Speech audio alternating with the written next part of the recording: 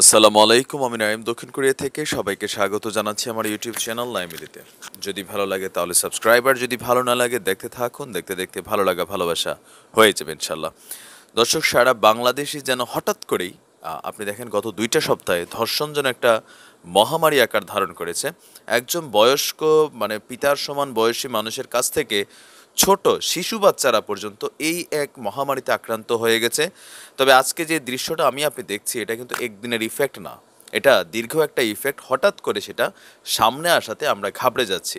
তবে আজকে যে ধর্ষণের বিষয়টা নিয়ে আমরা এখানে কথা বলবো, এটা এখনও শতভাগ প্রমাণিত না, বাট অলরেডি আসামিরা অ্যারেস্ট হয়েছে, তারা পুলিশের হেফাজতে আছে। আর এই ধর্ষিতা এবং ধর্ষককারী যেই বয়সটা, আমি খুবই সারপ্রাইজড হয়েছি, কারণ এই বাচ্চাগুলো আপনার পরিবারে, আমার পরিবারে আছে। আমাদের আজকের যিনি ধর্ষণের শিকার হয়েছেন, মাত্র 6 বছরের শিশু। ঘটনা হচ্ছে বরিশালের বাকেরগঞ্জের এক ঘটনা। আর এখানে ধর্ষণের মানে যারা ধর্ষণ কাণ্ড ঘটাইছেন সেই বাচ্চাগুলোর বয়স শুনলে আপনি আশ্চর্য হবেন। 11 বছর থেকে শুরু করে 7 বছরের, তাও 4 জন। এখন ঘটনার মূল সূত্র যেটা পত্রিকা বা সংবাদ মাধ্যমে যেভাবে আসছে, যে আপনার গত মঙ্গলবারে সম্ভবত, যে এই 6 বছরের শিশুর সাথে আপনার ওই 4 জন বাচ্চা স্থানীয় বাগানে খেলাধুলা করছিল, যেমনটা আমাদের বাচ্চারা সবাই যখন পাড়া মহল্লা থেকে একসাথে খেলে।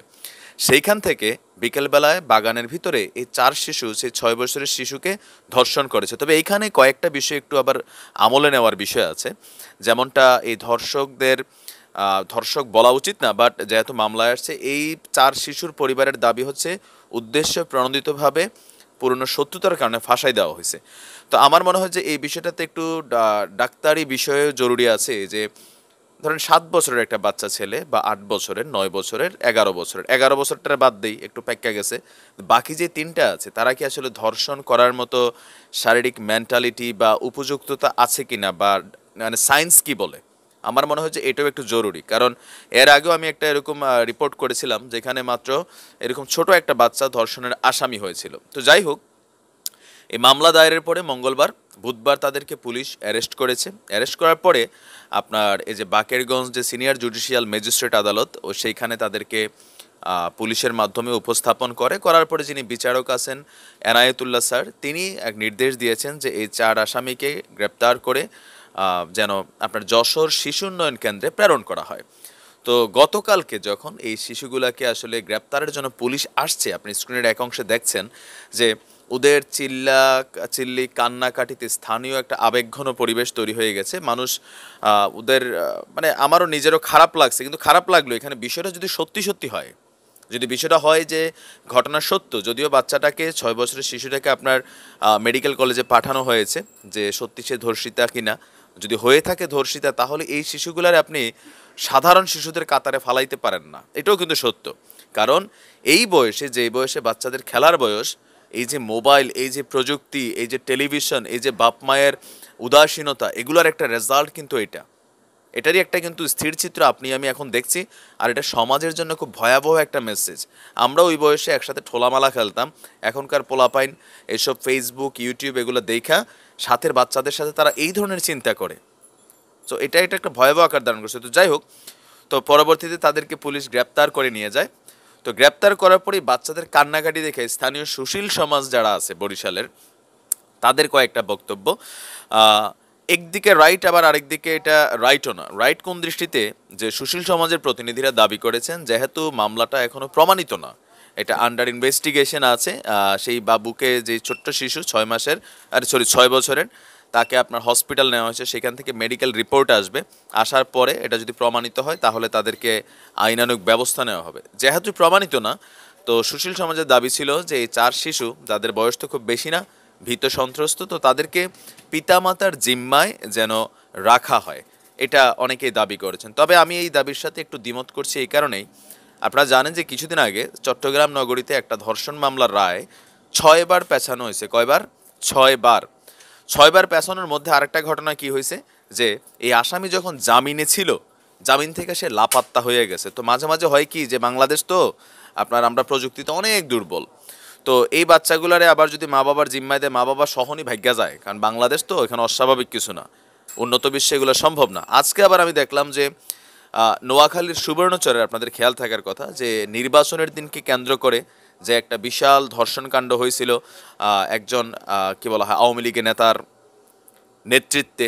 পরবর্তী সময় যদিও তার নামটা মূল মামলার এজাহারে ছিল না, সেই সুবর্ণচরের ধর্ষক যে আছে তাকেও কিন্তু জামিন দেওয়া হয়েছে 1 বছরের জন্য। তো এরকম নানান জামিনের কারণেও কিন্তু এখানে একটা সমস্যা দেখা দিয়েছে। তবে এখানে সবচেয়ে জরুরি হচ্ছে যে ডাক্তারি ভাষায় এই বিষয়টা, কারণ এখানে হয় কি মাঝে মাঝে আপনার দেখা গেছে যে অনেকে নিজের ব্যক্তিগত প্রতিশোধ, পারিবারিক দুশ্মনী, খানদানি দুশ্মনী, এগুলার জন্য অনেক সময় এইভাবে আসলে ফাঁসাই দেওয়ার একটা প্রবণতা আছে। বাঙালি জাতি আমাদের নানান কিন্তু চরিত্রে খারাপ আছে। এখন যদি প্রকৃতপক্ষে এই 4 শিশু সত্যি সত্যি এই ধর্ষণের উদ্দেশ্যে ওই বাবুর সাথে কোনো কুকর্ম করে থাকে, তাহলে এদেরকে কিন্তু আসলে আমার ধারণা এখনই নুনুকাট্টা দিতে হবে। সত্যি সত্যি না, কারণ 7 বছরের বাচ্চা, 8 বছরের বাচ্চা, তার মাথায় এই খেয়াল আসা মানেই in future say as a criminal তার মাথায় নানান জিনিস আসবে। বাঙালি শুধরায় না ভাই, খুব সহজে শুধরায় না। বাট যদি তারা নির্দোষ হয়ে থাকে তাহলে মেয়ের পরিবারকেও দৃষ্টান্তমূলক শাস্তি দিতে হবে যারা এই ধরনের বাচ্চাগুলোর কেরিয়ারে দাগ লাগাইছেন। আমি স্বভাবসঙ্গত কারণে বাচ্চাগুলোর ছবি আপনাদের সামনে দিলাম না, যেন আপনারা, কারণ এখন এটা আইডেন্টিফাই হয় নাই। যদি আইডেন্টিফাই হয় দেন নেক্সট টাইম অবশ্যই এটা আমি আপলোড করব, বাট যেহেতু আইডেন্টিফাই না।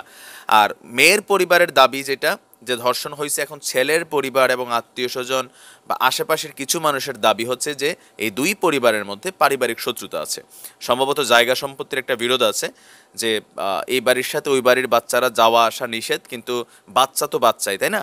তারা হয়তো একসাথে খেলতে গেছে আর ওই বিষয়টাকেই কেন্দ্র করে এই মামলাটা করছে, আর তাদের বাচ্চাদেরকে উদ্দেশ্য হয়তো ভাবেই ফাঁসাই দিছে। এটা হচ্ছে ছেলেদের পরিবারদের দাবি।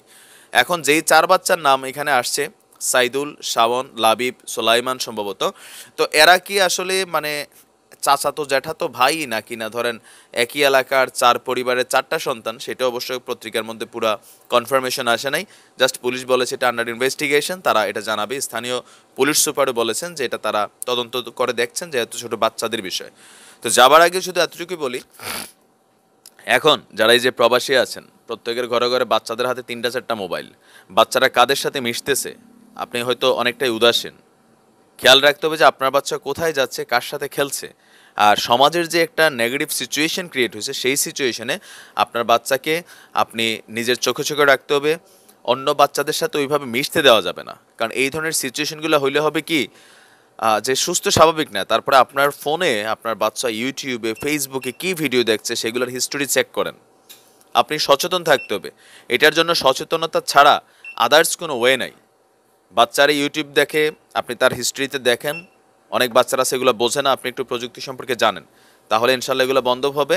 তো যাই হোক, আমরা পরবর্তী আপডেট ইনশাল্লাহ জানাবো। ভালো থাকুন, সুস্থ থাকুন। আসসালামু আলাইকুম রহমতুল্লাহ।